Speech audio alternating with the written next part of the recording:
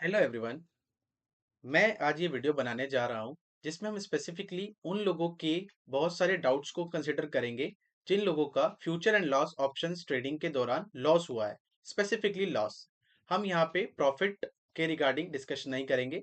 हम यहाँ पे सिर्फ लॉस के रिगार्डिंग डिस्कस करेंगे कि अगर आपका फ्यूचर एंड लॉस ऑप्शन के अंदर लॉस होता है तो आप किस तरीके से उसको यूटिलाइज कर सकते हो, उसको अदर सोर्स के इनकम के साथ एडजस्ट कर सकते हो, और क्या-क्या मिस्टेक्स आपको नहीं करनी चाहिए। इन सभी चीज़ों के रिगार्डिंग आज हम डिस्कस करेंगे। तो एक-एक करके स्टार्ट करते हैं। तो सबसे पहले हमें समझना होगा कि एफ-एन-ओ ट्रेडिंग होती क्या है। एफ-एन-ओ ट्रेडिंग एक नॉर्मल बिज़नेस होता है। तो जिस तरीके से एक नॉर्मल बिज़नेसमैन को सारे के एक्सपेंसेस अलाउड होते हैं, सेम वे में एफ-एन-ओ ट्रेडर्स को भी सारे एक्सपेंसेस अलाउड होते हैं। तो let's understand this, how income tax treats F&O trading. So first of all, it is clearly stated that it is a non-speculative business, which means non-speculative business क्या होता है बेसिकली, जब आप इंट्राडे ट्रेडिंग करते हो तो that is a speculative business. तो उसके लिए rules and regulations are different. तो जो एफ-एन-ओ ट्रेडिंग होता है वो नॉन स्पेकुलेटिव होता है, तो उसके अंदर जो स्पेकुलेटिव के लिए स्पेशल रूल्स हैं, जैसे 4 साल तक का उसका लॉस कैरी फॉरवर्ड कर सकते हो, ये वहां पे अप्लाई नहीं होते। सो विच मीन्स कि जो स्पेकुलेटिव रूल्स होते हैं आपके, that does not apply on F&O trading profits, okay, और neither on losses. So it is clearly mentioned कि ये नॉन स्पेकुलेटिव बिजनेस होता है। ठीक है, तो जो भी स्पेकुलेटिव बिजनेस के लिए स्पेशल रूल्स होते हैं that does not apply on this. ये चीज क्लियर हो गई। So it is a normal business profit and loss. Okay, next question is the set of rules. Set of rules basically क्या होते हैं, लेट मी टेल यू। अगर आपका किसी एक हेड में, like in income tax, income are divided in head. For an example, जो भी हाउस प्रॉपर्टी से आपकी इनकम होती है that is income under the head of house property. And जो भी आपको इंटरेस्ट, एफडी, इन सब से इनकम होती है that is other sources. Okay, and same way जो आपकी बिजनेस से आपको प्रॉफिट होता है दैट इज पीजीबीपी। एंड जो भी आपको कैपिटल गेन से होता है that is capital gain. Okay, so set of का ऑर्डर क्या होता है बेसिकली, अगर आपको किसी एक हेड में प्रॉफिट है और उसी हेड में लॉस है तो सबसे पहले आप आपस में सेट ऑफ करोगे। That is called source set of. Like same kind of source से अगर आपको कोई भी इनकम एंड लॉस है that will be set of first. Okay, उसके बाद होता है intra head, inter head set of. Okay, inter head set of basically क्या होता है कि अगर आपको एक हेड में प्रॉफिट है एंड दूसरे हेड में आपको लॉस है, तो एक हेड में आपको प्रॉफिट है एंड दूसरे हेड में आपको लॉस है, तो आपको बहुत सारे रूल्स दे रखे हैं जिसके अंडर आप इनको सेट ऑफ कर सकते हो। तो क्योंकि जो आपका एफ-एन-ओ ट्रेडिंग का लॉस है that is a normal business, तो आप इसके लॉस को भी डिफरेंट हेड के इनकम के साथ सेट ऑफ कर सकते हो। बट इसके लिए कुछ रूल स्पेसिफाइड है, मैं आपको बताता हूँ। ठीक है,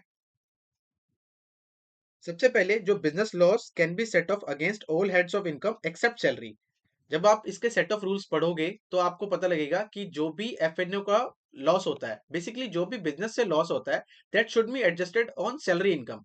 फॉर एन एग्जांपल, अगर आपकी सैलरी है 30 लाख रुपए, ठीक है, let's take an example, salary है 30 लाख रुपए और जो आपका एफ-एन-ओ से आपको लॉस हुआ है दैट इज 5 लाख रुपीज, तो ये आपका एडजस्ट होकर 25 लाख रुपीज नहीं हो सकता। It is not allowed at all. कई सैलरी पीपल सोचते हैं कि हम अपनी सैलरी की इनकम को अपने एफ-एन-ओ के लॉस के साथ एडजस्ट कर लेंगे, वो पॉसिबल नहीं है। तो वो नहीं हो पाएगा, clearly stated. Okay, now next thing कि सैलरी इनकम के अलावा जो मेरी अदर सोर्सेज की इनकम होती है, लाइक मुझे एफडी से इंटरेस्ट आ रहा है, मेरी कैपिटल गेन है कुछ, मेरे को मैंने कोई शेयर्स बेचे हैं, लॉन्ग टर्म हो शॉर्ट टर्म हो, मेरी उधर से इनकम है, तो क्या मैं उससे एडजस्ट कर सकता हूँ? तो उसके लिए भी क्लियरली स्टेटेड है कि except salary any other income you can adjust, there no restriction on that. Okay, so house property income you can adjust, capital gain income you can adjust, income from other sources you can adjust, any other business income, obviously business income है and business का loss है तो वो तो inter source हो गया, तो वो तो एडजस्ट होगा ही होगा, विद इन हेड हो गया ना, सेम हेड के अंदर ही हो गया। Only salary income is restricted. Okay, now the third question is tax audit, yes और no. What does it mean कि जब मैं एफ-एन-ओ ट्रेडिंग कर रहा हूं तो क्या मुझे टैक्स ऑडिट कराना मैंडेटरी है?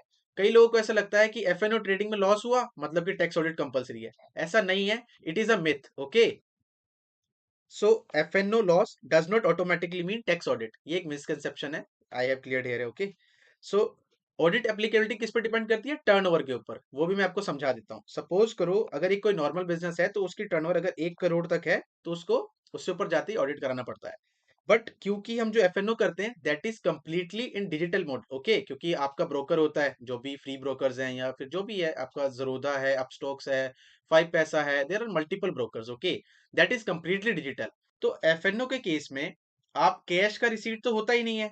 कंप्लीटली जो पेमेंट्स होती है, जो कंप्लीटली रिसीट होती है, that is in digital mode. तो आप तो 100% सारा का सारा डिजिटल मोड में है, तो आपके लिए एक अपर लिमिट होती है, क्योंकि आपके एक्सपेंडिचर कैश वाले और आपके कैश रिसीट दोनों ही लेस देन 5% होते हैं। तो आपको एक अपर लिमिट मिलती है, दैट इज 10 करोड़ रुपीज। तो आपके लिए क्या हो गया, 10 करोड़ रुपीज एक आपकी ऑडिट की लिमिट हो गई। तो क्या क्या डिपेंड करता है, मैंने आपको बताया अभी, टर्नओवर कैलकुलेशन, ठीक है, प्रॉफिट एंड लॉस परसेंटेज। ये क्या होता है कि कई सारे ना प्रिजेम्पटिव स्कीम्स भी दे रखे हैं कि अगर आपकी जैसे टर्नओवर 2 करोड़ तक की है, तो वो आप अगर आपने कैश रिसीट से आपकी 5% से नीचे है, तो आप 6% डिक्लेयर कर सकते हो। बट एफएनओ के केस में पॉसिबल नहीं हो पाता, क्योंकि कई लोग जो ऑलरेडी लॉस में है, वो अपने टर्नओवर का 6% प्रॉफिट दिखा ही नहीं सकते। गेटिंग मी, मैं क्या कहना चाह रहा हूँ? अगर आपने 1 करोड़ का टर्नओवर किया और सपोज करो आप लॉस में हो, तो आप 6% प्रॉफिट कैसे दिखा दोगे? एक तो आप पहले ही लॉस में हो, ऊपर से आप प्रॉफिट दिखाओगे, आपको और लॉस पड़ जाएगा। तो वो क्योंकि टैक्स बर्डन भी बढ़ेगा ना, तो लॉस का इम्पैक्ट डबल ही हो जाएगा, मोटा मोटी 30% एक्स्ट्रा प्रॉफिट पे देना पड़ेगा, जो आपका हुआ भी नहीं है। तो ये पॉसिबल नहीं हो पाता। तो प्रिजेंटेबल स्कीम्स वगैरह भी आप ऑप्ट नहीं कर सकते, तो आपको बुक्स ऑफ अकाउंट मेंटेन करने की जरूरत है, बट टैक्स ऑडिट कराने की जरूरत नहीं है। उसकी लिमिट मैंने आपको बता दी, 10 CR है। तो लोग बोलेंगे कि अगर मैं प्रिजर्वेटिव स्कीम के अंदर 6% या 8% डिक्लेयर ही नहीं कर पाऊंगा, तो मुझे ऑडिट करना पड़ेगा।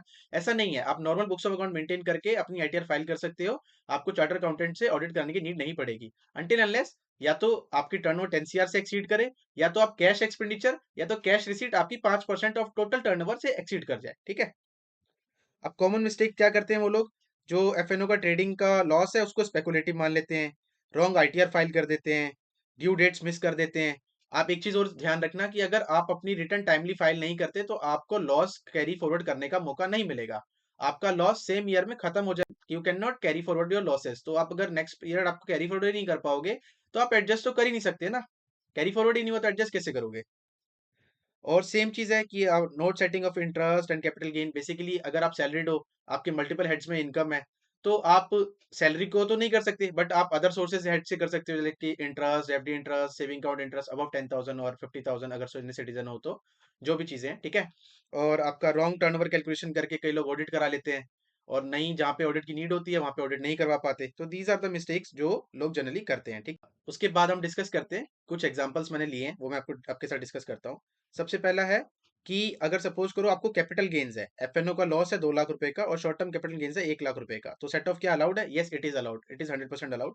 तो कैपिटल गेन आपका जो 1,20,000 का था, इसमें से एफएनओ लॉस पूरा एडजस्ट हो जाएगा, और आपका टैक्सेबल जो कैपिटल गेन होगा, यानी कि कैपिटल गेन के ऊपर जो टैक्स देना है, दैट इज नील हो जाएगा। और एफएनओ का जो रिमेनिंग 80,000 है, that can be carry forward to the next year, and वो आप अगले 8 साल तक कैरी फॉरवर्ड कर सकते हो, अगर आप यूटिलाइज नहीं कर पा रहे तो। इसमें एक चीज और है स्पेशल, मैं आपको बताना चाह रहा हूँ।